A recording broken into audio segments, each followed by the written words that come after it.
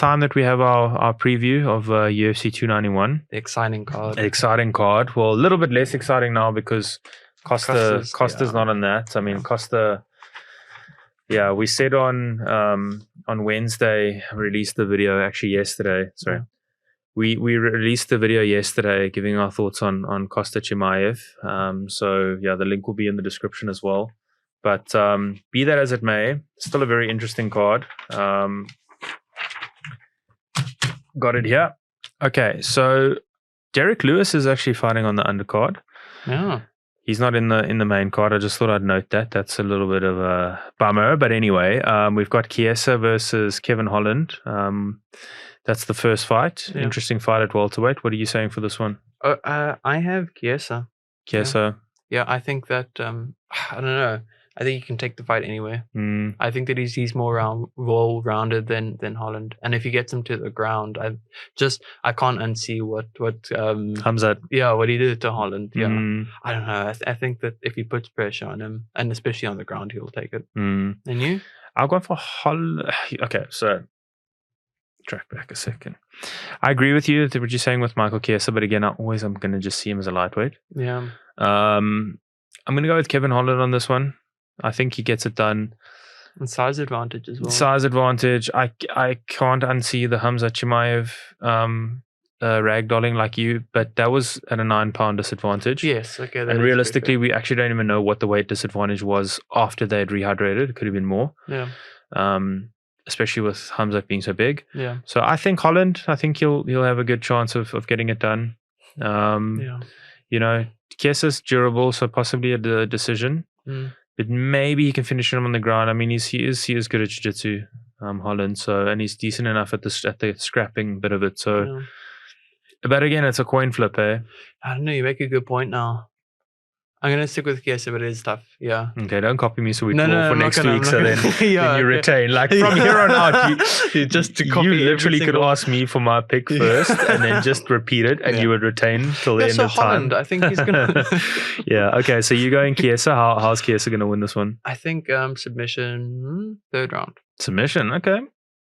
Would you venture to say what submission? I think. Rear naked choke. Okay. I'm gonna go Holland. Yeah, submission or decision with this one. Tony Ferguson, Bobby Green. Shame. I can't not go to Ferguson. I think Bobby Green is like 70% gonna win, but Ferguson. Yeah, my heart says Ferguson, but my head says Green. Yeah, it's a bit of a nothing fight in honesty. Like no disrespect. That's super disrespectful. I'm not even going to try and hide from that one. Like, I'm not trying to be disrespectful, but it is what it is. Like, it's a nothing fight, like for me, because I think it's Ferguson's last fight.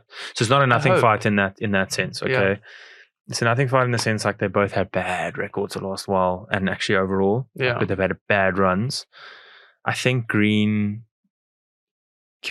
gets it done. I mean, he's more tough, if anything. Yeah. Like Tony Ferguson of late. I think Green is more tough. Ferguson's chin is just got deteriorated. I think this is his last fight. It has to be. I hope so. You know, I hope so. Win, lose or draw.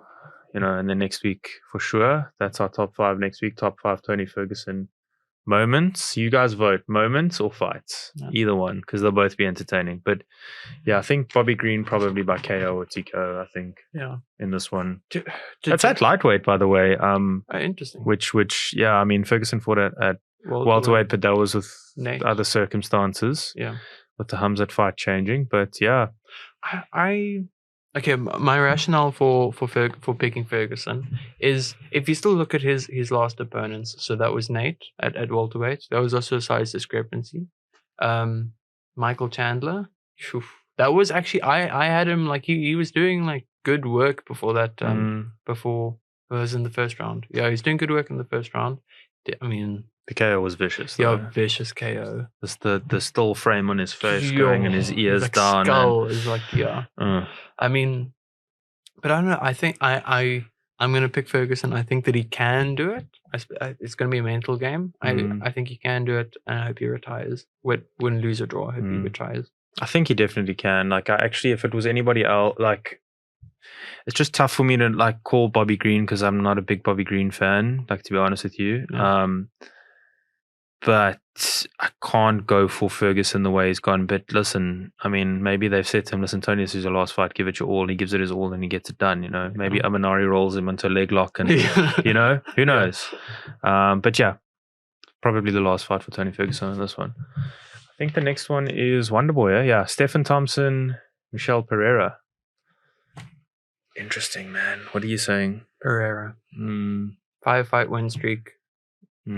I think Wonderboy is he's always good. He's always so skillful. Like, he's implements his game plans really well. But I don't know. Pereira? Momentum. No. Yeah, momentum. 5-fight win streak. I think it's one of those moments where the UFC is like he's gonna take Wonderboy's his crowd. No, what do you call them? His fans, yeah. I mean, it's such a good opportunity. It's someone that's clearly an up and comer versus someone that's should be on their way down. I mean, he just beat Holland as well, so he doesn't show any signs of slowing down. But I don't see him taking it. Yeah, it's interesting, man. I originally, when this fight card came out, said I'm gonna go with Wonderboy. I just couldn't bet against him, but Pereira, man, that momentum is real. 5-fight, like you say, 5-fight win streak, an impressive 5-fight win streak. Yeah. I also think it's a passing of the torch moment kind of thing, where he's a gatekeeper for this level. Yeah. So before he steps up to the next level, and it's a good test. I mean, that's why the UFC's made this fight. It's a good test for Pereira. I think he gets it done. Yeah. I also think I'm going to go for Pereira as well. Now I'm changing my original decision from a couple of weeks back. I'm going to go with Pereira as well. Yeah. How he wins. Decision or TKO. I think if he really pushes the pace, Wonderboy has been susceptible lately. Yeah. So, but I think it's a domination into unanimous decision most likely. Yeah, I do agree with you there. I see that. Yeah, probably. Sad to say. I hope Wonderboy wins, but I'll be happy to have this one wrong. To be honest with you, I did pick it a few weeks ago, but I'll be happy with this. But yeah, we're getting some really, really tough picks now. So Jan Blachowicz, I'm saying that right for the first time. I said Blachowicz. I released, the video I released on Monday about the whole title picture, the light heavyweight situation, and why this is not a title fight. Have my theories, of course. If you'd watch the video, you'll see. I'll put a link as well in the description. But Blachowicz, Alex Pereira, not a title fight. Alex Pereira making the step up now to 205. What are your thoughts, firstly, before you pick a winner? What are your thoughts on this fight? It's an exciting fight. I'm glad that it's not for the title. So what you said in the previous video, they are getting a bit older. If it was for a title, then I think that would just get recycled pretty quickly. Yeah, and you? I like this fight, but it will tell us a lot. Pereira 205. Yeah. I think the best thing that could have ever happened to Pereira is fighting Adesanya in Glory, because now he's just getting chance after chance after chance, yes. and deserve it. I mean, it's not, but to get that initial chance, it's gonna be interesting to see what happens at 205 with him, because he was ginormous for 185. Yeah. I think he will carry the weight well. I think everything will translate up well to 205. But I think Jan is too well rounded. I think Jan's good enough to stand with him as long as he needs to. Yeah. I think Jan can take the shots. Yeah. I think Jan can give shots back. But I think most importantly, I think Jan can clinch well with him, and he's better at the clinching, and he can take it to the ground. He's better on the ground. Yeah. So, yeah, those are my thoughts. For that reason, I'm going for Jan. I agree. I think that another thing is the experience level, because Pereira's had 9 fights in total. Jan, I think, has lost 9 in total, or I think he's 20, 28. 24-9 or something like that, or 28-9. That's a crazy differential. I know Pereira definitely has a lot of experience, with Glory in particular. But I don't know. I just, his MMA career was fast tracked already just because of Glory and Adesanya. And his age. Yeah, and I don't know. I have Jan. Just because I think he has more experience. I think he's more well-rounded. I think that he can. I think he honestly will be bigger. I think you can finish him, to be honest with you, on the ground. Mm. I always lean towards a decision because of how good, like with Wonderboy, how good he is, and with Pereira, how good he is. But I think the game plan for Jan is simple enough: get close, take him to the ground, submit him, or TKO him. It's 3 rounds. No, it's actually 5. It's a co-main event, so yeah, it's a long night for Pereira then. Yeah, I don't see it making 5 rounds. I don't even see it making maybe even 2. To be honest. Yeah. The way that people are finishing people now and knowing they've got to go after it, I think 2 rounds, probably maybe 3. Yeah. Pereira is tough enough. I mean, they're Pereira, both durable, actually. I mean, yeah. Pereira was sucking in some big ones when he was against Izzy in that first fight, so maybe that's because the weight cut, but remains to be seen. But I think Jan, definitely for me. Yeah, sub or TKO. Yeah. But it's also so tough because, like, I don't know. If Pereira does catch him, like if Pereira catches anyone, like I don't know, that Strickland fight, like I don't know, comes out of nowhere because he keeps his hands so low, you can't see it coming. So it's like I know, like no one has a fighting style like that in lightweight or also in light heavyweight or middleweight. So it just takes one. He's a very good striker. Very good striker. So you're saying Jan by? TKO, second round. Yeah. Just a side note on 205 to add to the video released on Monday. I don't know if you saw Hamza Chimaev said he wants to go. He's been talking long about doing 170, 185 and 205. Yeah. Did you see his comments about going up to, he wanted to be an alternate for the interim title when it was Teixeira and Yuri, or for the title when Teixeira and Yuri. I didn't see that. No, sorry, Jamal, and I think it was Jamal and Teixeira when they wanted to have that title fight. He wanted to be an alternate. They said no. 170 pounder wanting to fight at 205. That's so interesting. But maybe that we can do as another topic. The main event, Justin Gaethje. I have Gaethje. You got Gaethje. Who do you have? Poirier. It's such a tough one again. Like it's such a coin flip. Like I think if Gaethje has the ability to hurt Poirier, clip him, hurt him, finish him, knock him out cold, not just TKO him, knock him out cold. Poirier's just so damn smart, dude.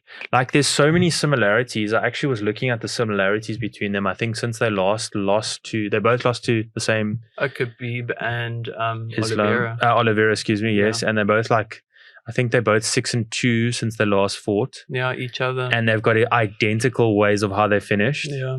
So I think it was like 4 knockouts and 2 TKOs or something like that. Like identical. It's so close to call. Yeah. I think I'm going to go with Dustin on this one though, because his fight IQ is just insane, and he is durable, and he's a little bit better, well-rounded for me. And he is the betting favorite, and he's bigger. He's bigger than Gaethje.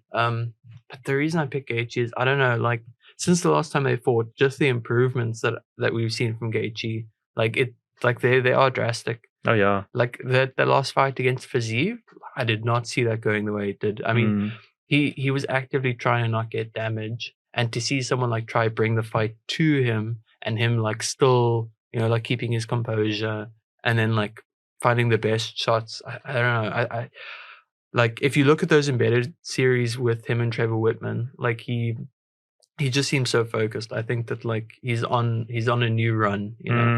I mean, you're right, but I think it's good and bad, because it's good because you need to be more measured. You can't be taking shots like that. But again, it's like Paulo Costa had that berserker style and then was a little bit reserved against Izzy, and it hurt him. And I hope that for Justin Gaethje's, for him, for his sake, it doesn't happen. Yeah. I think it will though. Maybe this is so tricky. Like I don't see this fight finishing after not finishing within the 5 rounds. Like I can't see it going the distance. Yeah. So it'd be interesting, man. Maybe like a round 4 KO or TKO. Either way. Like honestly, either way. What's the keys to victory for either or? I think Dustin Poirier's got good, better combinations. I think Gaethje, yes, he needs to pick his shots, and he needs to land. When he lands, he needs to land nice and flush. Like those are his, and he stopped the takedowns, because he will not. He's a good wrestler, but I think Dustin will be able to control him and do enough damage on the ground, but also like make it dirty in the clinch. But Dustin just needs to stay at range and pick him apart, like he did with Conor. Were there any storms like he did with Conor in that first fight? Calf kick. I mean, same. I think the same. I do think, because he's still a Division 1 wrestler, we've never seen that in the UFC. But if you did take it to the ground, that would be a statement. I don't think you should though. I have Gaethje. Yeah, actually, I mean, look, I said I don't. I'm going to go back on that take into ground. I actually agree with you. Shouldn't. I mean, he has entertaining fights and he keeps standing, so that's going to be the way. Is just pick him apart at distance and try not to get hit with those bombs from Gaethje. So in conclusion, you've got Chiesa, I've got Holland. Mm-hmm. You've got Tony, I've got Bobby Green. We both got Michelle Pereira. We both have Jan Blachowicz. Yeah. And you've got Gaethje, I've got Poirier. So 1, 2, 3. Can't be a tie. 3 different results. 2 are the same. So can't be a tie unless there's a draw. Yeah. So there's going to be there should be an outright winner unless they well, even if they add to the card, they won't, Yeah. Hey guys, if you enjoyed that clip, I've got another one for you over here and over here. Please don't forget to subscribe over here and have a look at my other socials down in the description box below. Thanks for watching.